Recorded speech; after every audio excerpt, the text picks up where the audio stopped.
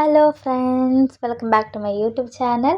ഇന്നത്തെ നമ്മുടെ വീഡിയോ എന്ന് പറഞ്ഞു കഴിഞ്ഞാൽ B2 ലെവൽ എക്സാമിൻ്റെ ഒരു എക്സാം പ്രിപ്പറേഷനാണ്. അതായത് ഹ്യോറൻ മൊഡ്യൂളിൻ്റെ എക്സാം പ്രിപ്പറേഷനാണ്. അപ്പോൾ ഒന്നാമത്തെ കാര്യം എങ്ങനെ നമ്മൾ ഹ്യോറന് പ്രിപ്പയർ ചെയ്യണം എന്നാണ്.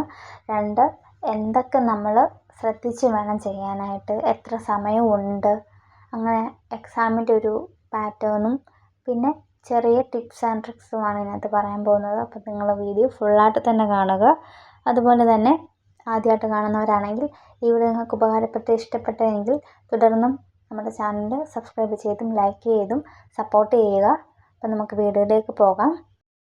അപ്പം ഹ്യോറൻ എക്സാമിന് 4 ടൈൽസാണുള്ളത്. ഓരോ ടൈലിനും ഓരോ പാറ്റേണാണ്, അതുപോലെ ഓരോ സമയവുമാണ് വരുന്നത്. നമുക്ക് ഓരോൻ്റെ എക്സാമ്പിൾ വെച്ച് എങ്ങനെയാണ് ഓരോ പാറ്റേണും ഓരോ ടൈലും വരുന്നതെന്ന് നമുക്ക് നോക്കാം. ആദ്യം തന്നെ ഞാൻ ഫസ്റ്റ് ടൈലിൻ്റെ ക്വസ്റ്റ്യൻ പേപ്പറാണ് ഇവിടെ കൊടുത്തിരിക്കുന്നത്. അതായത് നമ്മൾ എങ്ങനെയാണ് ഇവിടെ ചെയ്യേണ്ടതെന്നൊക്കെ ഫസ്റ്റ് തന്നെ നമുക്കൊരു മേളിൽ എഴുതി തന്നിട്ടുണ്ടായിരിക്കും. ഫസ്റ്റ് തന്നെ ഇവിടെ കൊടുത്തിരിക്കുന്നത് നമുക്ക് 5 കോൺവെർസേഷൻ അല്ലെങ്കിൽ ഒരു കമൻസുകളായിരിക്കും നമുക്ക് കേൾപ്പിക്കുന്നത്. അത് കേൾപ്പിക്കുന്നത് ഒറ്റ തവണ മാത്രമേ നമ്മളെ ആ ഒരു ടെക്സ്റ്റുകൾ കേൾപ്പിക്കത്തുള്ളൂ. അതുപോലെ തന്നെ 2 ടാസ്ക്കാണ് ഉള്ളത്. ഓരോ ടാസ്കിലും ഓരോ ഉത്തരം വെച്ച് നമ്മൾ എന്ത് ചെയ്യണം, ചൂസ് ചെയ്ത് കറക്റ്റായിട്ട് മാർക്ക് ചെയ്യണം. അതായത് ക്രോസ് ചെയ്ത് വേണം ഇവിടെ മാർക്ക് ചെയ്യാനായിട്ട്. അപ്പം നമുക്കിവിടെ ഒരു ബൈസ്പീഡ് തന്നിട്ടുണ്ടായിരിക്കും. അത് നോക്കിയിട്ട് അതനുസരിച്ച് വേണം നമ്മൾ ബാക്കി ക്വസ്റ്റ്യൻസൊക്കെ നമ്മൾ കേട്ടിട്ട് ആൻസർ ചെയ്യാനായിട്ട്. അപ്പം അതിന് നമുക്ക് 15 സെക്കൻഡ് ആയിരിക്കും നമുക്ക് ഈ ക്വസ്റ്റ്യൻ മൊത്തം വായിച്ച് പ്രിപ്പയർ ആകാനുള്ള സമയം തരുന്നത്. 15 സെക്കൻഡിനുള്ളിൽ നമ്മളെല്ലാം ക്വസ്റ്റ്യൻ വായിച്ചിട്ട് കീവേഡ്സൊക്കെ മനസ്സിലാക്കി വെക്കണം. അപ്പോൾ ഇതിൻ്റെ പാറ്റേൺ വരുന്നത് ഫസ്റ്റ് നമുക്ക് ബൈസ്പീഡ് നോക്കാം. ഇവിടെ കൊടുത്തിരിക്കുന്നത് 2 ക്വസ്റ്റ്യൻസ് ആണ് കൊടുത്തിരിക്കുന്നത്. ആദ്യത്തെ ക്വസ്റ്റ്യൻ ഇവിടെ ദി ഫ്രൗ ബെഷ്വൈറ്റ് സിഷ് എന്നാണ് കൊടുത്തിരിക്കുന്നത്. ആദ്യം തന്നെ ഈ ക്വസ്റ്റ്യൻ്റെ മീനിങ് മനസ്സിലാക്കുക, കീവേഡും മനസ്സിലാക്കി വെക്കുക.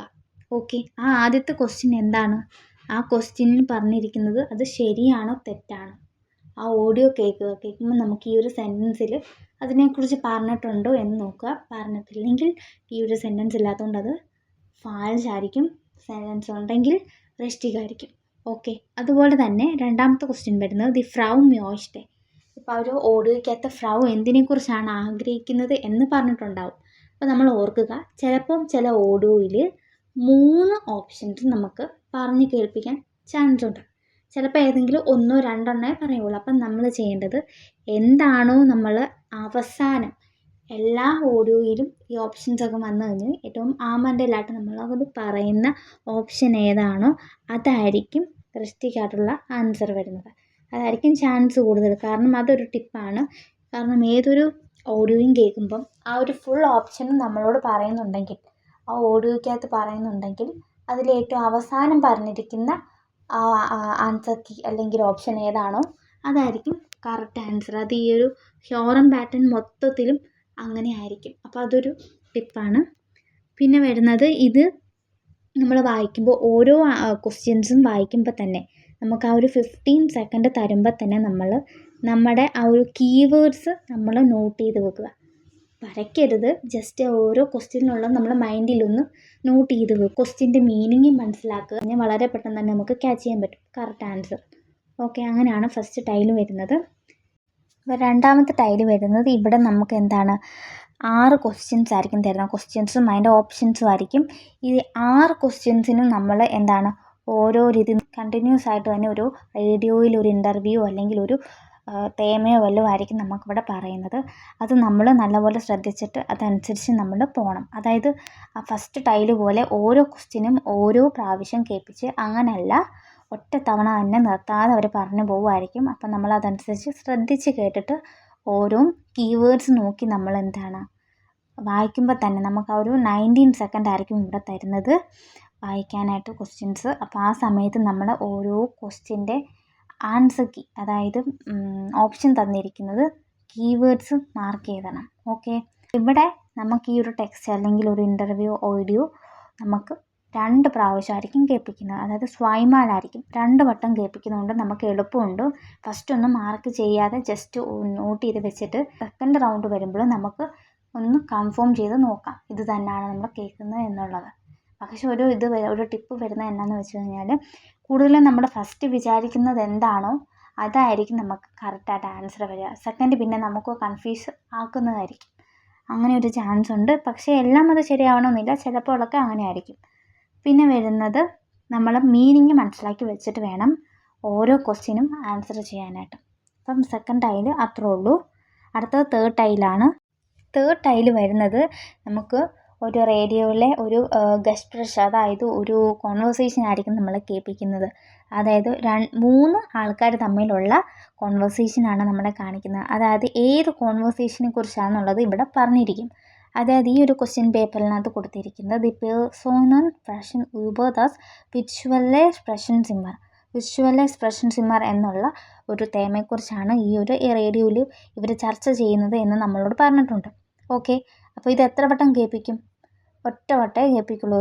സിഹിയോർ ആൻഡ് ദെൻ ടെക്സ്റ്റ് ഐമാൻ, ഒറ്റ വട്ടേ ഈ ടെക്സ്റ്റ് കേൾപ്പിക്കത്തുള്ളൂ. ഈ ഒരു സെൻറ്റൻസ് ആരാണോ കറക്റ്റായിട്ട് പറയുന്നത് ആ ഓഡിയോയിൽ, അതായിരിക്കും ആൻസർ. അതനുസരിച്ച് നമ്മൾ ചൂസ് ചെയ്ത് ആൻസർ ക്രോസ് ചെയ്യുക. അപ്പോൾ ഈ ഒരു ക്വസ്റ്റ്യൻ മൊത്തവും നമുക്ക് വായിച്ച് പ്രിപ്പയർ ചെയ്യാൻ 16 സെക്കൻഡ് ആയിരിക്കും നമുക്ക് സമയം തരുന്നത്. അപ്പോൾ ഓരോ ക്വസ്റ്റ്യൻസിനും ഓരോ കോൺവെർസേഷൻ അങ്ങനെയില്ല, കണ്ടിന്യൂസ് ആയിട്ട് ഈ ഓഡിയോ പോയിക്കൊണ്ടിരിക്കുവാണ്. അതനുസരിച്ച് നമ്മൾ ക്വസ്റ്റ്യൻ മനസ്സിലാക്കി ആരാണ് ഈ ഒരു സെൻറ്റൻസ് പറയുന്നത് അല്ലെങ്കിൽ ഈ ഒരു ഒപ്പീനിയൻ പറയുന്നത് എന്ന് മനസ്സിലാക്കിയിട്ട് നമ്മൾ ആൻസർ ക്രോയിസൺ ചെയ്യുക. അപ്പോൾ ഇതിനൊരു ടിപ്പ് വരുന്നത്, ഒരാൾ മോഡറേറ്റർ ആയിരിക്കും.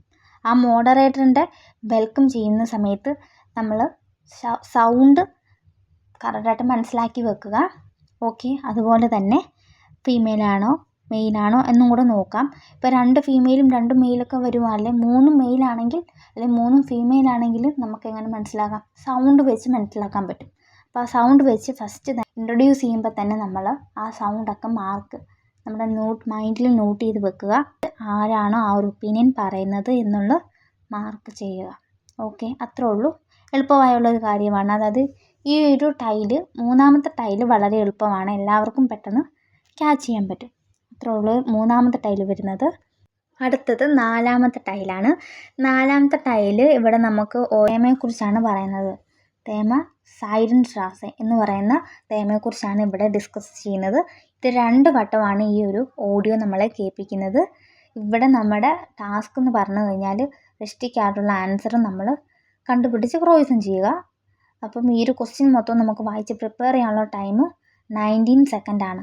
90 സെക്കൻഡ് ആയിരിക്കും നമുക്ക് തരുന്നത്. അതിനുള്ളിൽ നമ്മൾ ഈ ക്വസ്റ്റ്യൻ മനസ്സിലാക്കിയിട്ട് ആ ഓപ്ഷൻസിൻ്റെ കീവേഡും ജസ്റ്റ് മാർക്ക് ചെയ്ത് വെക്കുക. ഓഡിയോ പ്ലേ ആവുമ്പം 2 തവണ കേൾപ്പിക്കും. ഫസ്റ്റ് തവണ നമുക്ക് ഇതെല്ലാം ഫസ്റ്റ് കണ്ടിന്യൂസ് ആയിട്ട് തന്നെ ആയിരിക്കും. അപ്പോൾ അതനുസരിച്ച് കീവേഡ് മനസ്സിലാക്കി നമ്മൾ ആൻസർ ക്രോയിസൺ ചെയ്യുക. സ്വൈമാലായതുകൊണ്ട് ഫസ്റ്റ് നമ്മൾ ഇതെല്ലാം ഒന്ന് മാർക്ക് ചെയ്ത് വെക്കുക. എന്നിട്ട് കൺഫേം ആയിട്ട് മാർക്ക് ചെയ്യേണ്ടത് സെക്കൻഡ് ഒന്നുകൂടെ ആ ഒരു ഓഡിയോ കേട്ട് നോക്കിയിട്ട് നമുക്ക് മാർക്ക് ചെയ്യാം.